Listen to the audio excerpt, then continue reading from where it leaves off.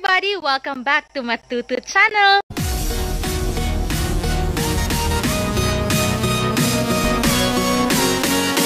This is Teacher Jailer, and now we will be discussing about the union of sets. Okay, unsa day ang union of sets? Okay, let us say that we have two sets, set A and set B.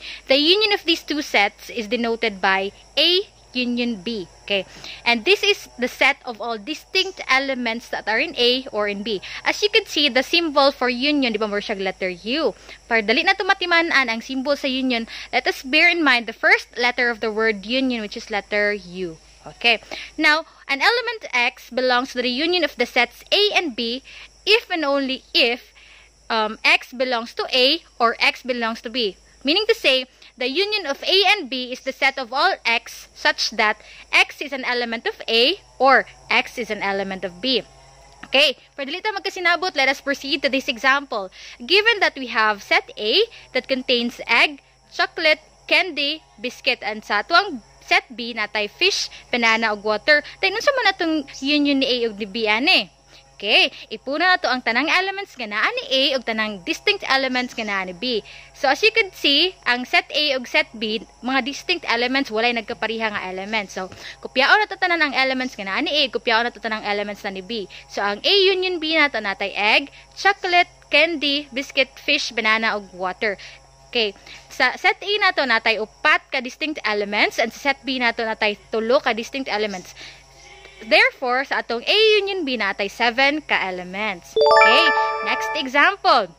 For set A, we have Hansel. Natay Ace, Fita, Bingo.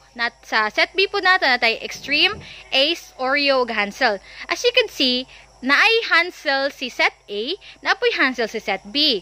And sa set A po nato napod tay Ace ug napod tay Ace sa set B. So sa man tong buhaton ani? Okay, balik ta sa atong definition nga. Ang definition nato nga ang set, the union of set is the set of all distinct elements that are in the two sets nga given. So, ang atong union ni A ug ni B ani nga example is that dili nato balik-balikon og sulat si Hansel hasta si Ace. So, since na si Hansel ug si Ace nga balik-balik, kasaon ra nato sila og sulat. So, ang union ni A ug ni B kay Hansel, Ace, then kopyaon na din nato ang mga distinct elements nila. So, Fita, Bingo, Extreme, Oreo. Okay, let's proceed to this next example. We have here set A, -6, -5, 2, 7, and 14. And set B, we have -2, 0, 2, 8, and 14. As you can see, nagbalik-balik gihapon si 2. Na si 2 sa set A, napos si 2 sa set B, hasta si 14. So, pareha sa itong gibuhat sa previous nga example, kasaon ratog sulat si 2 o si 14, okay? So, the union of A and B is -6, -5, -2, 0, 2, 7, 8, and 14. Wow! So, talking about union, apo tayo gitawag o mga properties niya of the operation union. So, first property is called commutative property or union is commutative. Okay, we have for union is commutative, niingon siya nga ang union ni A ug B is just the same with the union of B and A. Okay, hatag din tag example para magkasinabot ta. Let us say we have set A natay 1 ug 2 nga elements sa set A. For set B natay 3 and 4. Unsa man ang union ni A ug ni B? Again, di ba ato arang ipunan ang tanang distinct elements nga naa ni A ug naa ni B. So 1, 2, 3 ug 4. Meanwhile, sa atong B union A, di ba tan-awan ninyo, pareha ra gyapon siya og example. Therefore, A union B is just equal to B union A. Okay, proceed to sa next nga property. Union is associative. Okay. Ang kaning union is associative, nag-ingon siya nga ang union ni A ug ang B union C is just equal to ang union ni A union B og ni C. Okay.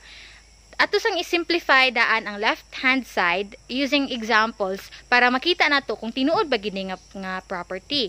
So, let us say that we have kaning B union C. So, ato ang given atay sa A nato, set A natay 1 and 2, sa atong B natay 3 and 4, sa atong C natay 5 and 6.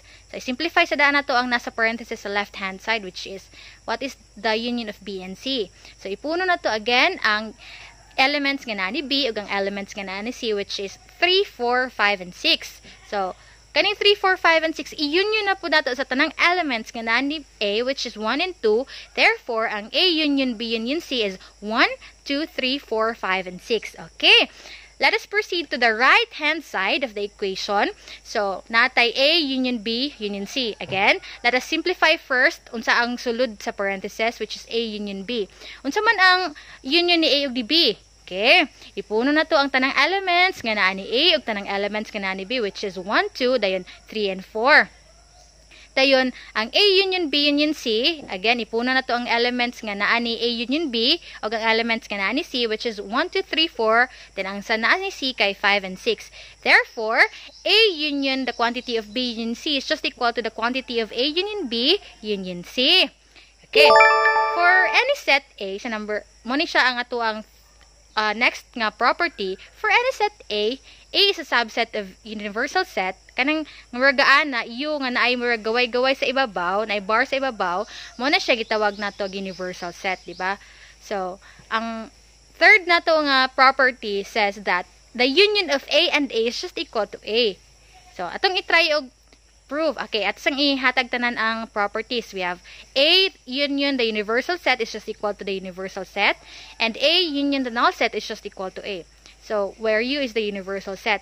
If given nato natay universal set nga natay elements nga 1, 2, 3, 4, 5, 6, and sa atong set A natay 1 and 2, since sa ato ang condition naman taningon man ta nga si A daw dapat subset siya ni universal set. Meaning to say, ang elements nga naa ni A nasulod siya sa tanang elements nga naa ni universal set. So, si 1 ug 2, makita naman nato ni universal set sa elements ni universal set. Meaning say, nga si A, subset siya ni universal set. So, i-try na to prove by example ang number 3. The union of A and A is A. Unsaon man nato pagkuha ang union A ug na A, di ba? Same naman siya elements. So, ato gisulat 1 ug 2 ra kay di ba dapat distinct elements. So, A union A is really A. Okay, so the next one, A union the universal set. So, ipuno na to tanang elements nga na ni A ni universal set. Again, since subset man si A ni universal set, diretso na ang atong answer nga si universal set. So, 1, 2, 3, 4, 5, 6. So, A union the universal set is just equal to the universal set. If and only if A is a subset of the universal set. Next, A union the null set is just equal to A. So, unsa man ang union sa wala? Di A ra gihapon, ipunon mo na to ang 1 ug 2 sa wala. So 1 ug 2. Okay. Nakita, mag-practice exercise na ta. So let us have set A, which is the set of all x that are elements of the natural numbers such that x is less than 7, and we have set B, which is the set of all x that are elements of the natural number such that x is greater than or equal to 6 but less than 8. So, find the union of A and B. Okay, see you in the next video. Please drop your answers in the comment section. Thank you. Bye!